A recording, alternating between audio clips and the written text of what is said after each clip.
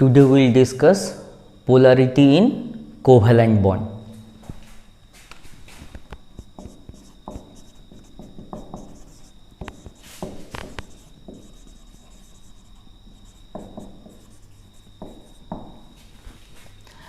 Now when covalent bond form between two atoms having electronegativity difference, then what happened? Now more electronegative element attract the bonding electron pair towards itself.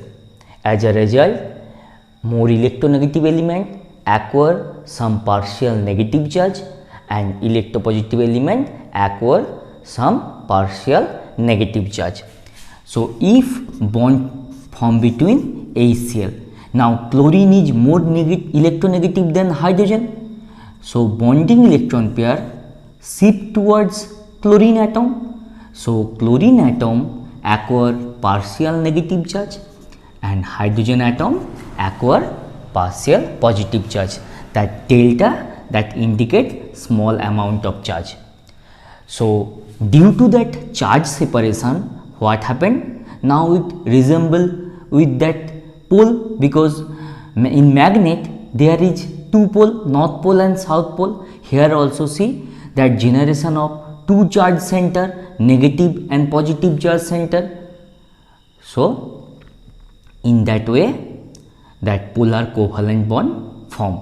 Parameter we measure that polarity.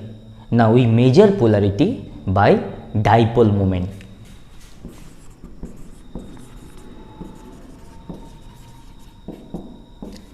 It denoted by mu. Mu equal to E into D.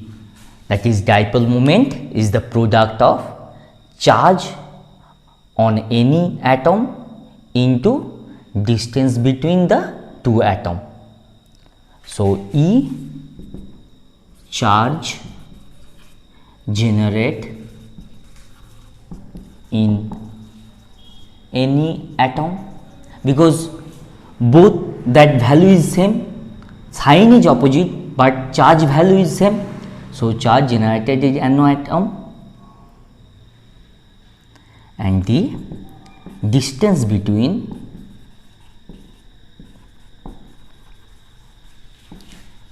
two atoms. Next, there are few covalent compound which contain polar bond, but as a whole that compound is non-polar. So we will discuss few this type of compound which contain polar bond, but the as a whole compound is non-polar. CO2. Now CO2 has linear structure. CO2 has linear structure. What happened? Now dipole moment of one CO bond cancelled by the dipole moment due to that remaining CO bond. So these two dipole moment cancel each other. So as a result, CO2 is a non-polar compound.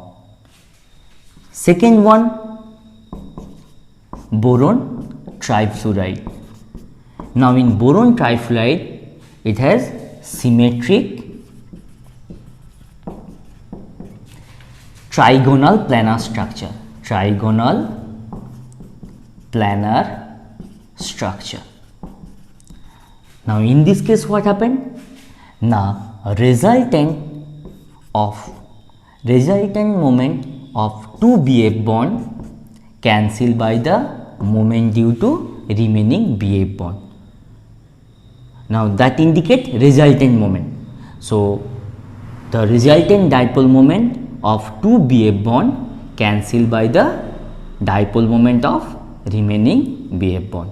So although BF bond is polar, BF3 is a non-polar compound. Non-polar compound. CCl4, carbon tetrachloride. So CCl bond is polar, but as a whole CCl4 is a non-polar compound. Now direction of dipole moment is always towards more electronegative element. It is a vector quantity. It has value as well as that direction.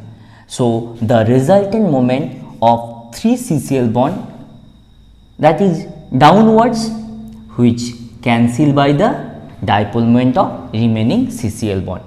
The resultant dipole moment of 3 CCl bond cancel by the dipole moment of remaining CCl bond. So it is a non-polar compound.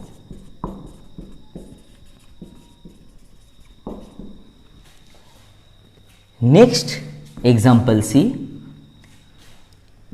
NH3 is more polar than NF3. NH3 is more polar than NF3. Although NF bond is more polar than NH bond. That NH3 polarity is more than NF3, but NF bond is more polar than NH bond. How we can explain that? Now NH3 and NF3 both have pyramidal shape. Shape is pyramidal. Now Vesper will help us to find that shape of different compound, valence shell electron pair repulsion theory. Now in NH3 what happened?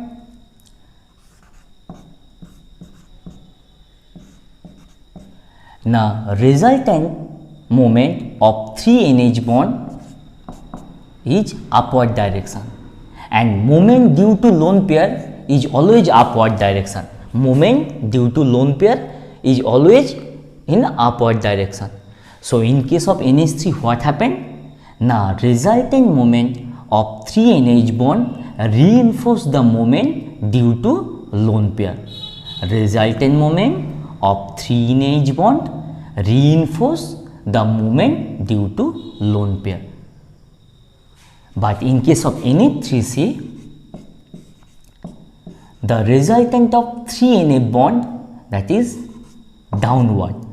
Resultant of 3 NF bond, resultant moment of 3 NF bond is downward, but moment due to lone pair, that is upward. So in this case what happened? Now resultant moment of 3 NF bond partially cancel by the moment due to lone pair. So in this case reinforced takes place, in this case cancellation takes place, partial cancellation takes place. That's why NH3 is more polar than NF3. NH3 is more polar than NF3. Water molecule. Now water molecule, say it contain 2 lone pair and 2 bond pair. So its shape is V shape.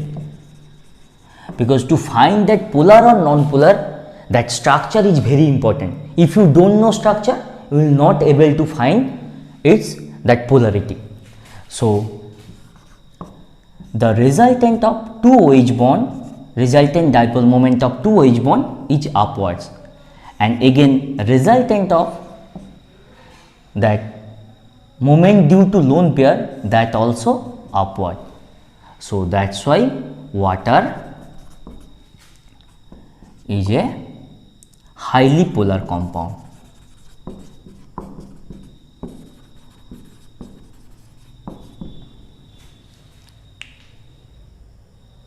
Next we will discuss that how the polarity of cis and trans alkene differ.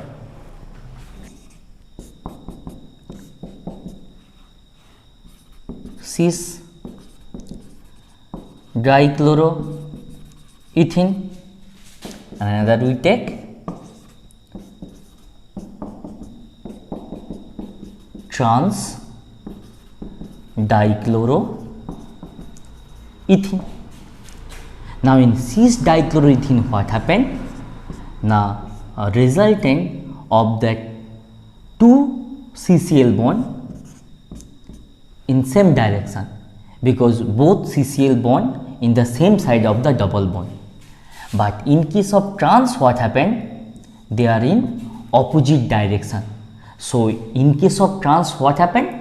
That moment are partially cancelled. That's why that dipole moment of cis compound is always greater than trans compound. So polarity of that cis compound is always greater than dipole moment of trans compound.